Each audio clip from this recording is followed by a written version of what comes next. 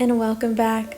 Today I will be sharing my September plan with me, but before we get into that, I wanted to go ahead and do a quick flip through of my August spreads.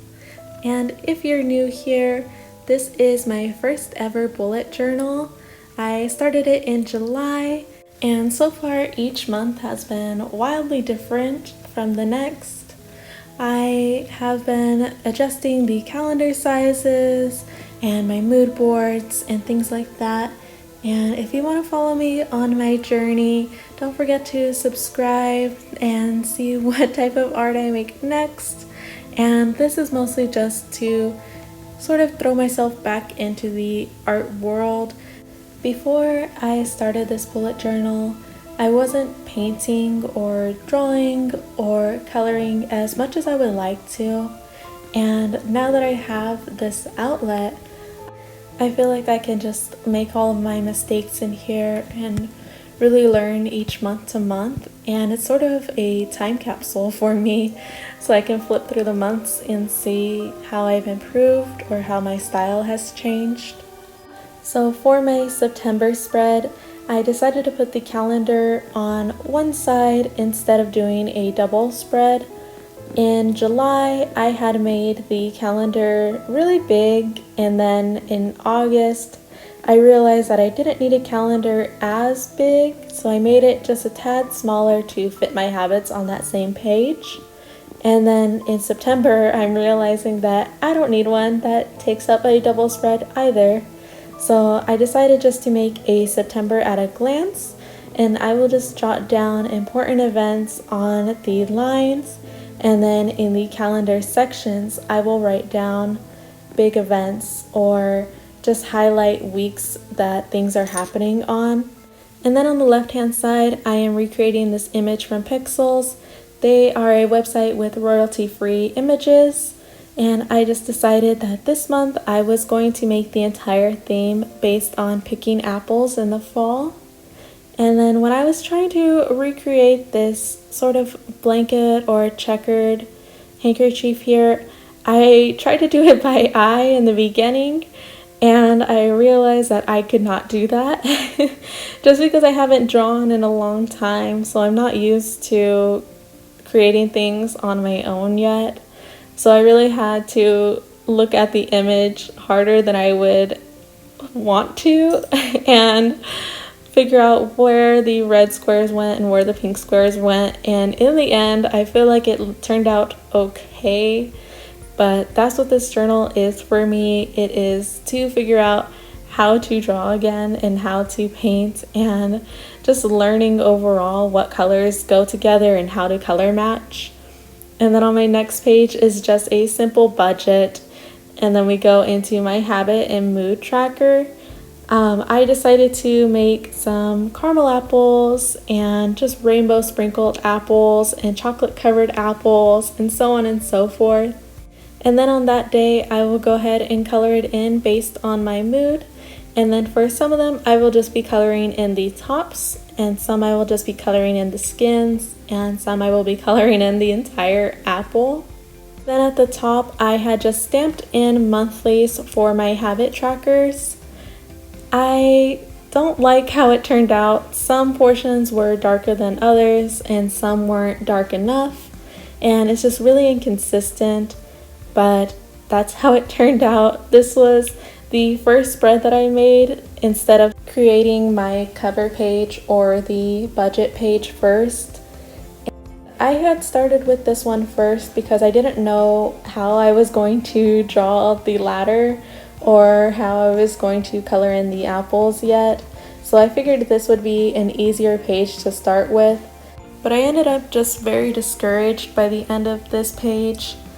I ended up just stopping and not creating anymore, and just came back to it on another day when I was feeling better and felt more creative, sort of on a different day when I felt like I could tackle that ladder and go into my weeklies.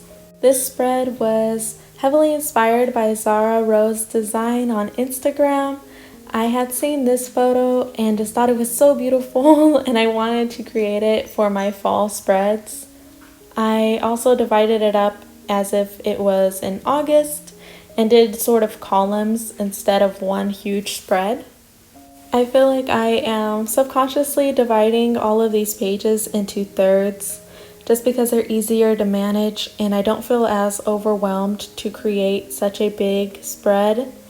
But hopefully by the end of the year, I will feel confident enough to make a double spread without having to separate it into columns. And if not, I think that'll be a goal for me for 2023.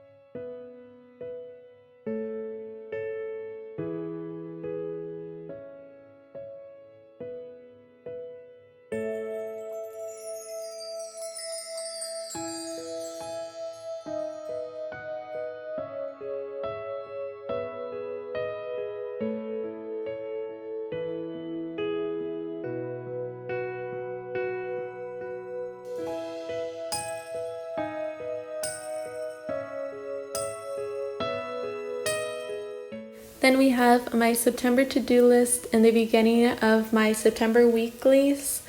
I just wrote out a few activities that are either in relation to apples or in relation to fall itself. For the first one, I had wrote create a fall reading list, and the second one was to pick apples. The third was to enjoy an apple drink, and then the next one is to celebrate the beginning of fall. So when I finish these, I will go ahead and color them in, and I think I will write the date next to them for when I completed it.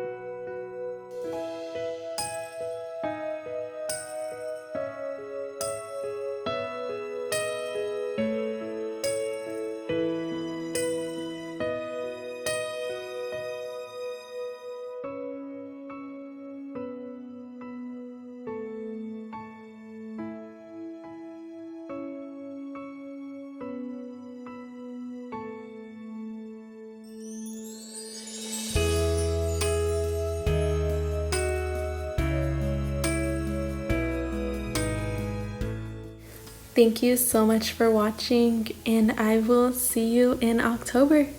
Alrighty, take care. Bye.